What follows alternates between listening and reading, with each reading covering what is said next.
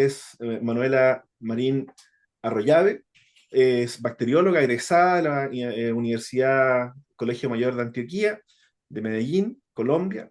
Tiene más de 13 años de experiencia en laboratorio clínico, cuenta además con especialización en gestión y aseguramiento de la calidad, y es líder de herramientas digitales en Quality Consulting, uno de nuestros partners también internacionales de capacitación.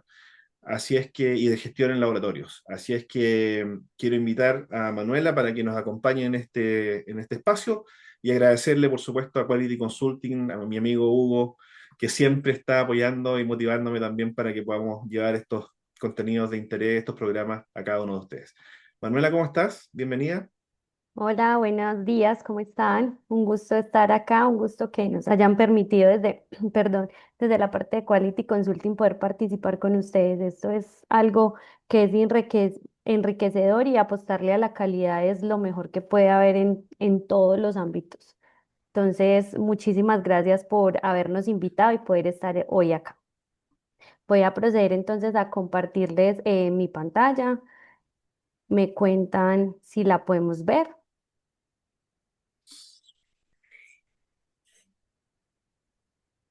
Ahora sí, perfecto. ¿Listo? ¿Sí? Listo. Súper bien. Bueno, entonces, muchas gracias por esta participación. Bienvenidos. Vamos entonces a hablar hoy principalmente de los errores que se pueden presentar en todas las fases del laboratorio, enfocados mucho en la gestión del riesgo, que es como lo último y el boom que está ahorita en todos los laboratorios y creo que en la mayoría de laboratorios estamos empezando a implementar toda esta gestión para prevenir el riesgo antes de que ocurra, ¿cierto?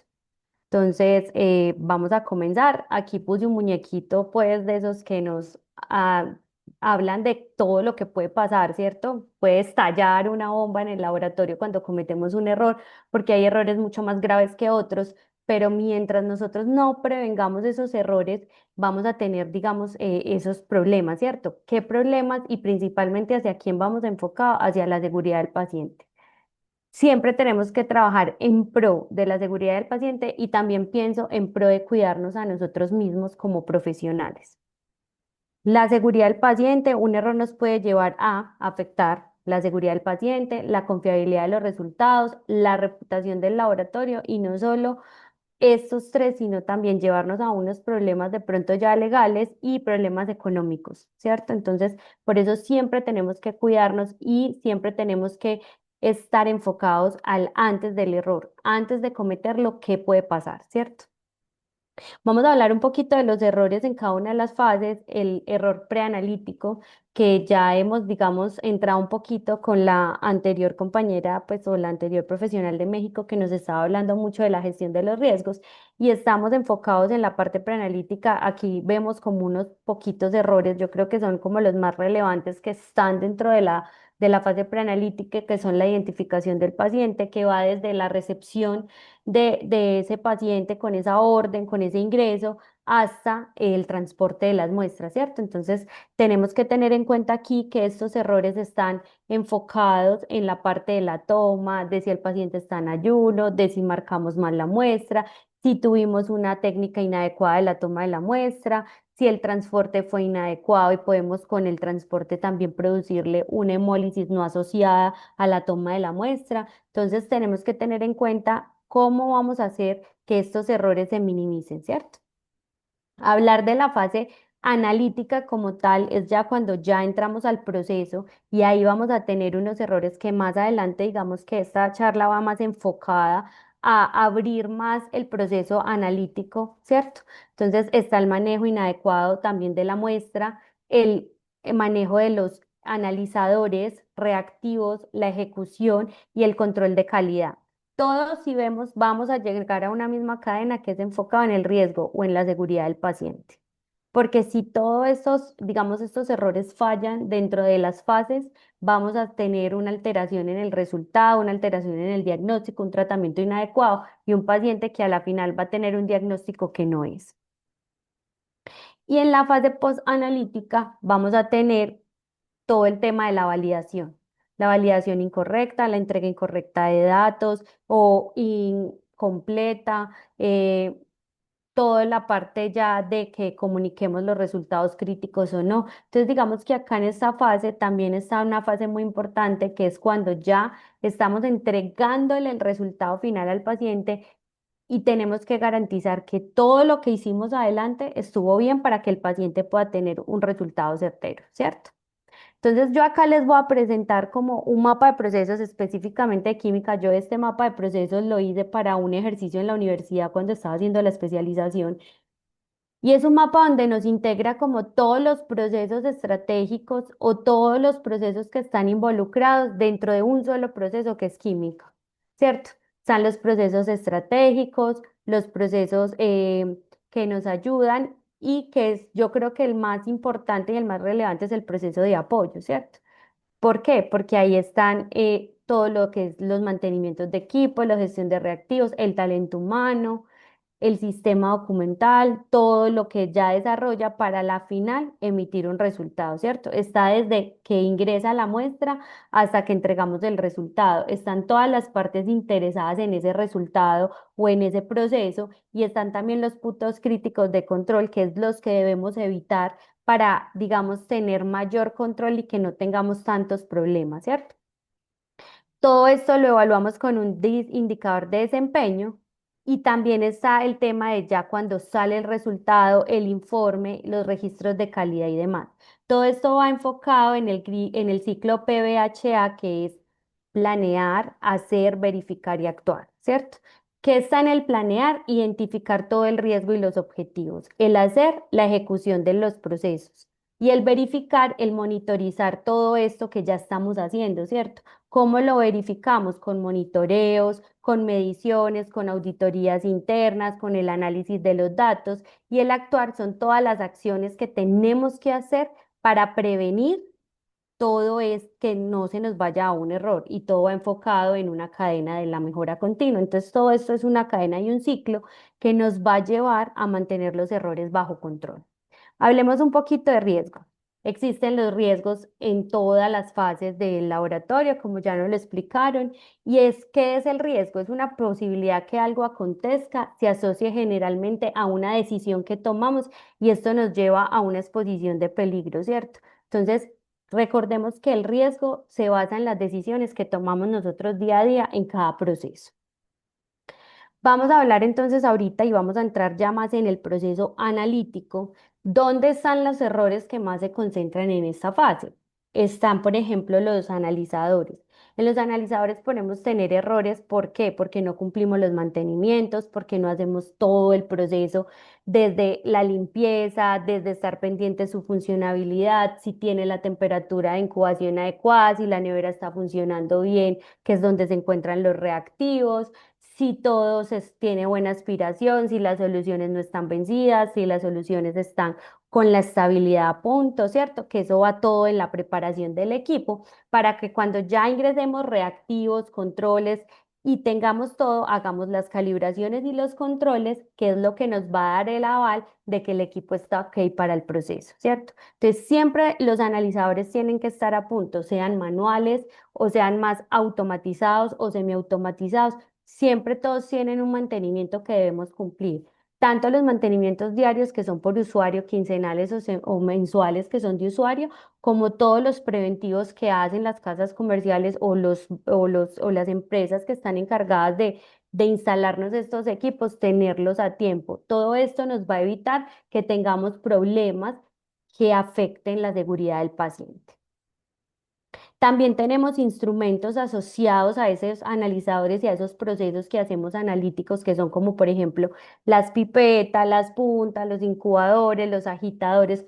Todo esto debe tener una calibración. Eso tiene unas calibraciones periódicas, vigentes, inclusive esas empresas que nos hacen estas calibraciones nos dan, por ejemplo, unas incertidumbres que tenemos que manejar para saber cómo estamos impactando, ¿cierto? Entonces es súper importante que todo esto esté debidamente calibrado para que aseguremos que cuando estemos pipeteando controles o estemos reconstituyendo controles, calibradores, reactivos, porque inclusive hay algunos reactivos de reconstitución, estemos asegurando que estemos pipeteando la cantidad que es y no estemos, digamos, metiéndole mayor incertidumbre o mayor error a estos. ¿Listo? Entonces, todo esto va siempre, recordemos, enfocado en la seguridad del paciente y la gestión del riesgo de los pacientes. Hablemos un poquito también de los reactivos. ¿Qué tenemos en los reactivos? Los reactivos vienen listos para su uso, deben prepararse, se usa a veces en contenedores sellados, a veces vienen botellas que tenemos que reenvasar, entonces tenemos que garantizar ahí un minimizar el error cuando tenemos que reenvasar. ¿Cómo? Tenemos que utilizar recipientes que estén nuevos. Si no podemos tener nuevos por costos y demás, debemos reutilizar, debemos garantizar por protocolos y por establecer protocolos y, y protocolos que nos digan, perdón, manuales o protocolos que nos digan si cómo debemos lavarlos, cómo se deben secar. ¿Para qué? Para que no garanticemos que no haya una contaminación cruzada de estos reactivos con los detergentes o con los productos que utilicemos para lavar estos recipientes, ¿cierto?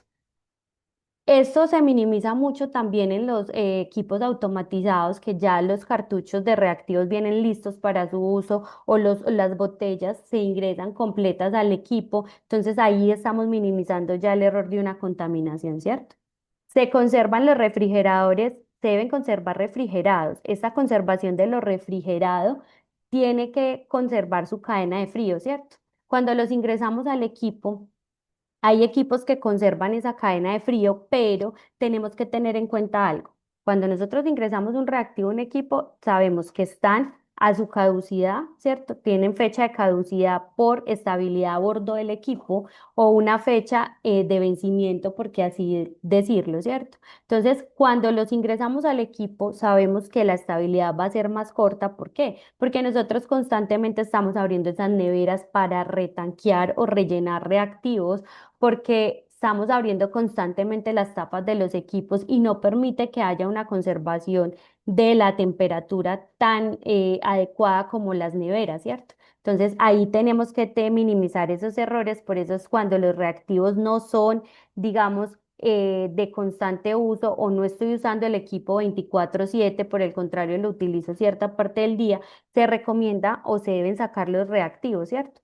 Ojo cuando vamos a tapar esos reactivos y los vamos a conservar en nevera. Eso es un error que también cometemos y es que no tenemos bien señalizadas las tapas, ¿cierto? Y las tapas deben permanecer limpias para que no tengan residuos, para que no se generen como esas sales. Entonces es súper importante que esas tapas o sean nuevas, ¿cierto? Cada que las vayamos a meter a la nevera o estén bien señalizadas y bien marcadas, porque podemos cometer el error de taparlas como no es y cuando las vayamos a ingresar, algunos profesionales tienen la costumbre o digamos, por manufactura, que mezclen nuevamente esos reactivos antes de ingresarlos al equipo, porque en el equipo pues están en constante agitación.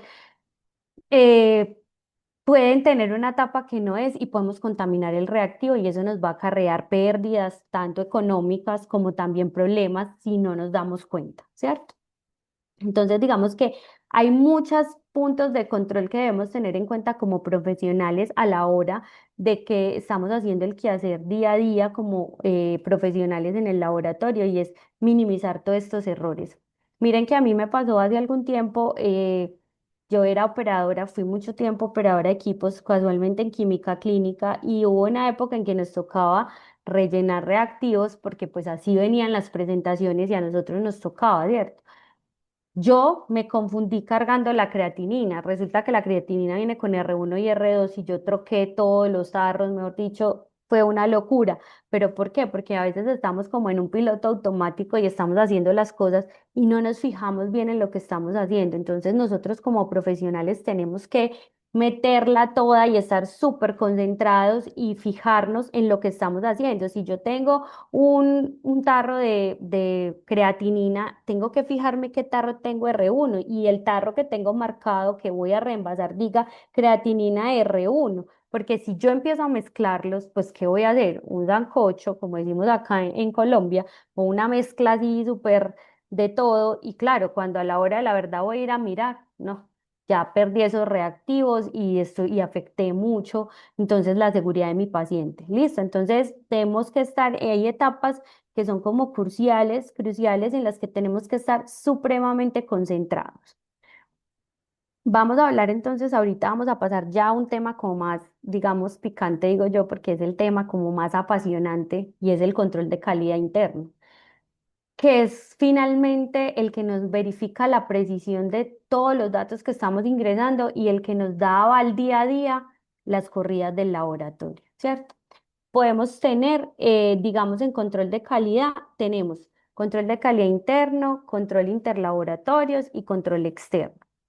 El control interno puede ser de primera o tercera opinión. Yo creo que si no los conocemos, el de primera opinión es el que viene, digamos, con el reactivo o el que nos brinda la casa comercial primeramente, ¿cierto? Pero nosotros como, digamos, laboratorio podemos pedir que nos vendan uno de tercera opinión, que es el que finalmente nos evalúa súper bien cómo está el comportamiento interno de los controles, ¿cierto? Y en ese a qué hacer, ellos, esos de tercera opinión, tienen algo que se llama los interlaboratorios, que son evaluaciones que se hacen, por ejemplo, a nivel mundial o a nivel Latinoamérica, dependiendo de dónde se vendan estos controles de cómo es el comportamiento de los controles. Entonces vamos a poder tener acceso a esos informes y nos vamos a poder evaluar con periodicidad si nosotros trabajamos con media propia en nuestro laboratorio, si nuestro laboratorio, nuestro equipo, nuestro reactivo y todo lo que estamos haciendo en el día a día está funcional y está comparable con el mundo, ¿cierto? Y tenemos el control externo, que es una manera de evaluar la exactitud, que es como el tiro al blanco. Es la capacidad de todo el proceso de llegar a un dato conocido o a un valor conocido, ¿cierto? Y eso es súper válido porque evaluar la exactitud, es decir, tenemos un resultado desconocido, no sabemos cómo va a dar, pero nosotros estamos presentándonos, ¿cierto? Y estamos diciendo, oiga, sí soy capaz. Sí, mi prueba sí es capaz de llegar y no, y eso es excelente porque estamos diciendo, oiga, yo no estoy afectando a mis pacientes, yo estoy trabajando en pro de la seguridad de mis pacientes. ¿Listo? Tenemos diversos materiales de control. Vamos a hablar un poquito. Tenemos unos que vienen listos para su uso, unos que vienen liofilizados, que son para reconstitución. Recordemos que todas estas pipetas, ojalá las pipetas que sean para control de calidad no las tengamos para todo el consumo o el pipeteo diario, para que tengamos unas pipetas bien calibraditas, bien funcionales para la reconstitución de estos. Eh, Tenemos que hablar que son matrices conmutables, que pueden ser plasmas, sueros, orinas, inclusive hay soluciones acuosas, ¿cierto? Tenemos que tener en cuenta la estabilidad de estos materiales. Estos materiales tienen una estabilidad de apertura. Hay unos que nos dicen que son 7 días después de reconstituido, después de aperturado el control a temperatura de refrigeración. Otros que nos dicen que se conservan hasta 15 días congelados. Otros que nos dicen, por el contrario, son de única reconstitución y ya no sirven sino después de 8 horas de reconstituidos, como muchas veces nos pasa con los controles de coagulación. Entonces tenemos que tener en cuenta todo esto a la hora de que estamos trabajando con el control de calidad, ¿cierto? Tenemos que saber que las concentraciones dentro del rango dinámico es súper importante. ¿Por qué? Porque nosotros tenemos que garantizar con la corrida de los controles que todos los niveles de control o todas las concentraciones que yo evalúo y tengo en mis pacientes están realmente controladas, ¿cierto? Entonces, digamos que ahí lo que nosotros miramos es que si a concentraciones bajas, mi control funciona en concentraciones bajas, si mi concentración en concentraciones normales funciona y en altas funciona, porque a veces encontramos que estamos evaluando la misma concentración y estamos pasando 3 niveles de control, ¿cierto? Entonces, digamos que hay pruebas, por eso hay que mirar bien cómo es la lectura, cómo es el valor, pedir de pronto que nos presten o que nos den como en demo, en demostración, ¿cierto? Unos controles para mirar si evalúan las concentraciones que yo necesito para esas pruebas, ¿cierto? Entonces, esto es súper importante porque nosotros, obviamente, cuando garantizamos el control y el paso del control diario, nosotros tenemos que garantizar que estamos controlando todas las posibilidades que nos pueden dar, porque nosotros no podemos pasar solo el nivel bajo un día, el nivel alto otro, porque nosotros no sabemos si en el día que pasamos el nivel bajo tuvimos concentraciones altas de pacientes y no estamos seguros si estaban funcionales o no. Entonces, por eso es tan importante y yo sé que es la mejor práctica pasar los controles todos los días. ¿Listo? ¿Qué pasa con esa periodicidad de montaje? Nosotros tenemos que evaluar también la periodicidad o la cantidad de muestras que montamos. Yo entiendo que hay muestras que son de más baja rotación, entonces podríamos evaluar si no son de crítica, no son críticas para el diagnóstico del paciente inmediato, ¿cierto? Evaluar si podemos hacerlo por días de montajes para minimizar, digamos, el paso de controles, minimizar la cantidad de reactivo y poder, digamos, bajar costos y hacerlo solo en un solo montaje, ¿cierto? Porque yo entiendo que hablar de control de calidad y materiales de control, esos son costos pues adicionales que son muy costosos para una operación, pero son lo que finalmente nos ayuda a tener el control de la fase analítica y son los que nos van a defender y son los que nos van a demostrarle al resto del mundo la calidad que tenemos nosotros en la parte, ¿cierto? Entonces, súper importante que tengamos la concepción y la importancia de manejar el control de calidad. También en el control de calidad interno hablamos cuando tenemos software para el tema de interpretación, ¿cierto? De esos controles, hay software que pueden manejar el control de calidad interno, no tienen que llevarse manual. Yo entiendo que hay algunas entidades que lo hacen, pero ahora, digamos, hay formas de manejar esos software. Hay software que son gratuitos, que también lo pueden manejar en línea y son básicos y les pueden ayudar mucho en la interpretación del control para que no lo tengan que llevar como muy manual, ¿cierto? Está estos software que nos permiten transmisión automática cuando o ingreso manual, ¿cierto? Cuando es transmisión automática es excelente. ¿Por qué?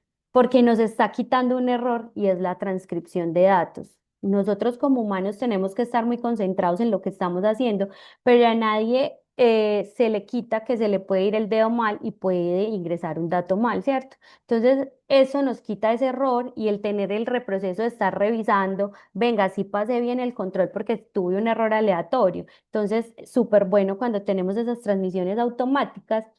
Tenemos indicadores de desempeño técnico que nos permiten tener unas oportunidades de mejora grandísimas y esos indicadores se pueden manejar en error total, en índices de coeficientes de variación, en índices de sesgo y también está ahorita el boom también del tema de la sigmametría, ¿cierto? Entonces, digamos que todo esto indicadores nos permiten ver la excelencia y la clase mundial de pruebas que podemos tener, ¿cierto? Y está súper importante la capacitación técnica del personal en la interpretación y la toma de decisiones. El técnico o la persona o el profesional que está al frente de ese control de calidad tiene que tener la capacidad de interpretar y tomar decisiones en el momento en que el control se nos salga. Así como bien dice, se nos salga de control. ¿Por qué? Porque tenemos que garantizar que las corridas de los pacientes van a estar lo mejor posibles. ¿Para qué? Para nosotros disminuir esos errores que tenemos a la hora de entregar un resultado para que el paciente tenga un diagnóstico excelente. Entonces, estos controles, todo lo que van es en pro de la seguridad del paciente y en pro de demostrar que todos nuestros procesos son de una calidad excelente. ¿Listo? Hablemos un poquito del control externo. Por lo menos acá en Colombia no hay una norma, una regulación que nos indique cada cuánto tenemos que montar ese control, ¿cierto? O cada cuánto tiene que ser, o según cuántos pacientes tengamos, o cuántas muestras montemos, o el volumen de nuestro laboratorio, tengamos que montar ese control. Hablamos de que hay controles externos quincenales, mensuales, semestrales, bimestrales, cuatrimestrales, según la necesidad. Y yo sé que digamos, todos nosotros que tratamos de tener la calidad, nos tratamos de acomodar a la necesidad del cliente porque todos tenemos y sabemos de la importancia de montar estos controles, ¿cierto? ¿Qué pasa? El ideal es el quincenal, o sea, entre más control tenga usted sobre sus controles, valga la redundancia, vamos a tener algo más estructurado y que nos demuestra que nosotros estamos trabajando bien, ¿cierto? Mensual es muy bueno también porque podemos tener cada vez más control, ¿cierto?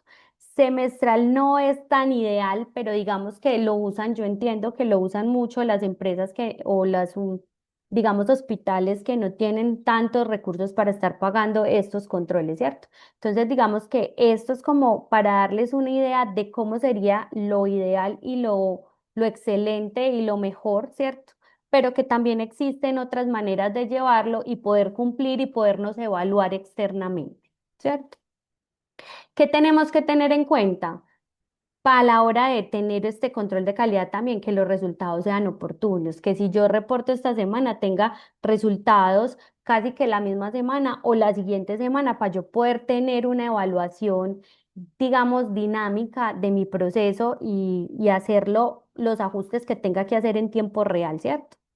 Que no sean demorados como estábamos hablando y que es importantísimo que el programa esté acreditado, es decir, que mi proveedor de control externo tenga una acreditación en 17043 que diga que ese control es excelente para la evaluación, que todos los procesos de ese control están supremamente y estrictamente controlados para que el programa me dé a mí la garantía de que yo puedo estar haciendo las cosas bien, que si en un momento dado mi control falla, estoy segura de que algo internamente en mi proceso está fallando, ¿cierto?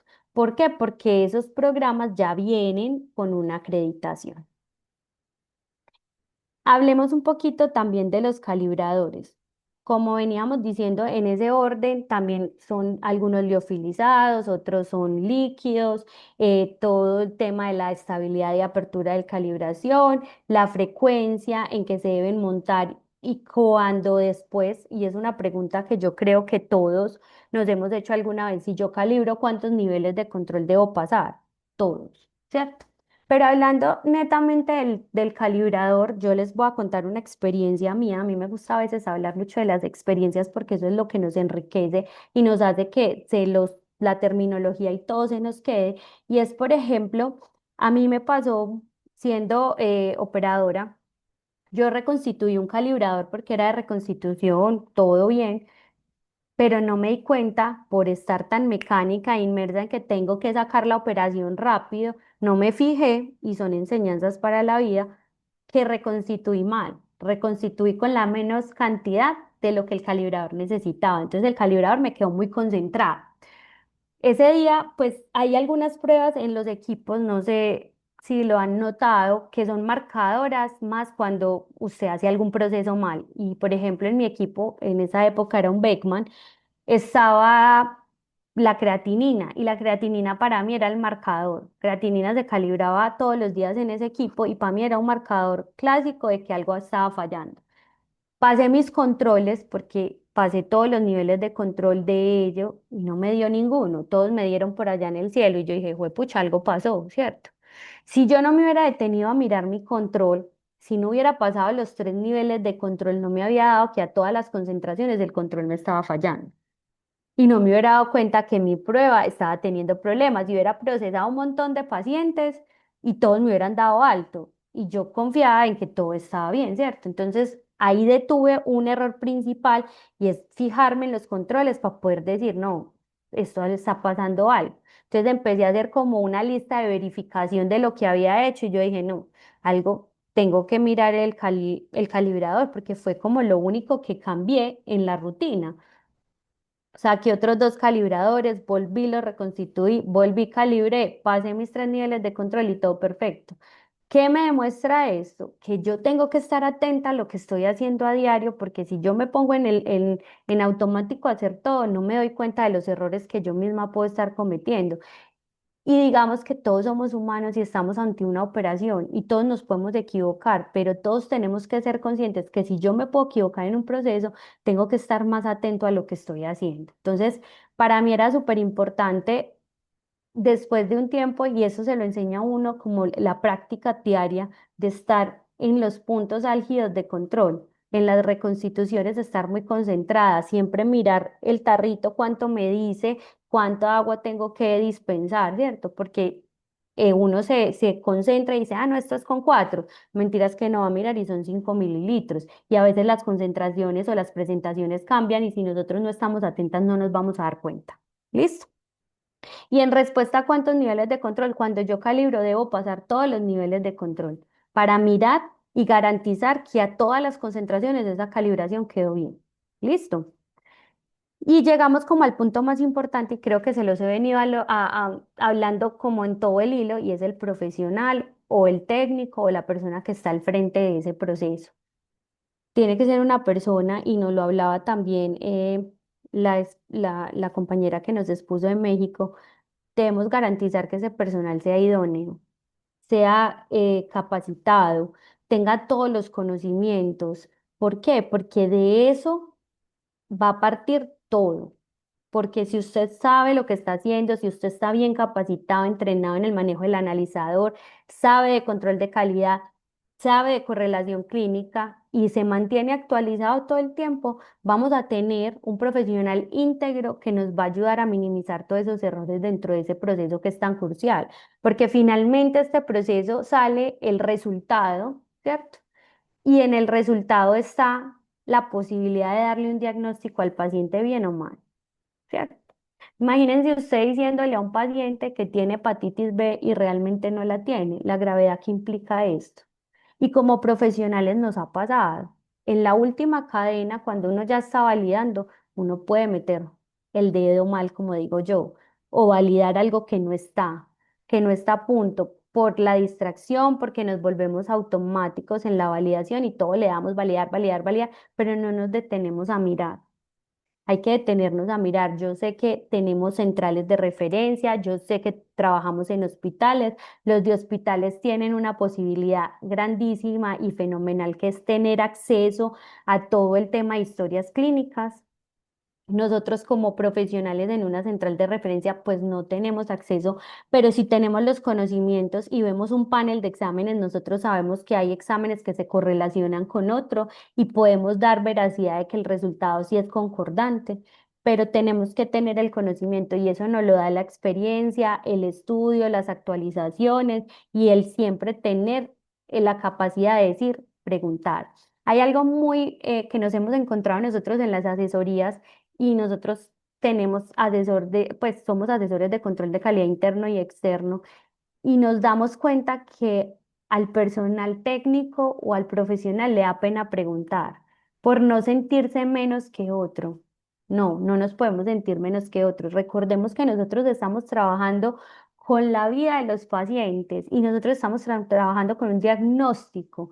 Si nosotros no preguntamos, si nosotros pensamos que por pena a que el otro nos vaya a juzgar porque no sé, metemos la pata, nosotros le estamos dañando inclusive la vida a una persona. Entonces, no nos dé pena preguntar, preguntemos todo lo que necesitemos, cualquier pregunta, ninguna pregunta es ni tonta, ni boba, ni estúpida.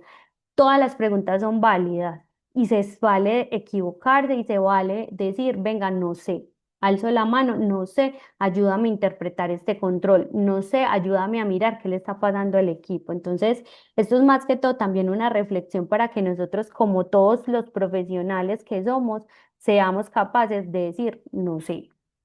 Voy a preguntar, no sé, venga, ayúdeme, usted que sabe más, ¿cierto? Entonces, o usted que entiende un poquito más del tema, por favor, ayúdeme. Eso es súper válido y así vamos construyendo entre todos unos profesionales íntegros que vamos a sacar resultados de calidad y resultados verídicos para que el paciente pueda tener su diagnóstico a tiempo y su tratamiento a tiempo.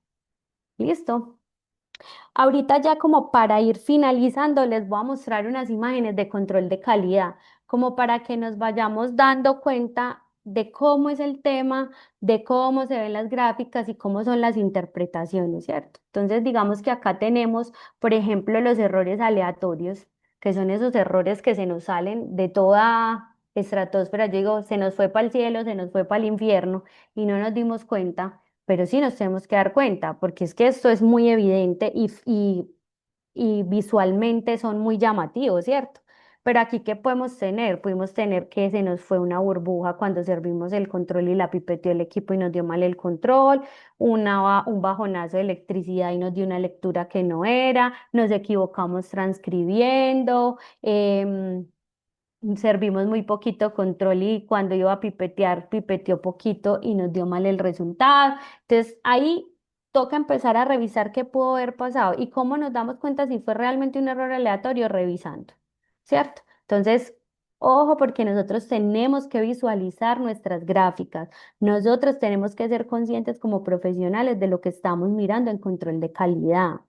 Hablando, por ejemplo, también de un error sistemático, esto no es normal en una prueba, a no ser de que sea que estemos empezando, digamos, a manejar todo el tema del control y que apenas estemos empezando con metas medias de inserto, que podemos tener esos sesgos, pero estos sesgos no los van a avalar quienes, tanto el control de calidad y si tenemos controles de tercera opinión, el interlaboratorios. Entonces, tenemos que estar pilas en lo que estamos viendo, ¿cierto? Porque miren que esta gráfica, primero vemos sesgos y aparte de sesgos vemos imprecisiones, coeficientes de variación, puntos para arriba y para abajo como un loco.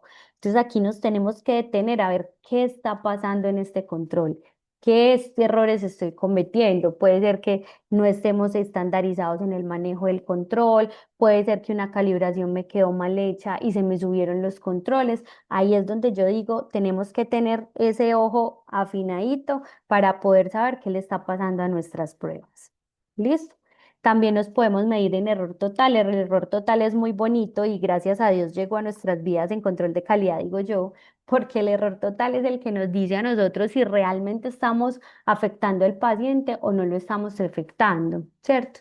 Y nos hablaba el primer ponente sobre todo el tema de los requisitos de calidad que son como en temas de variabilidad biológica, CLIA, el CAP, el RILIVAC.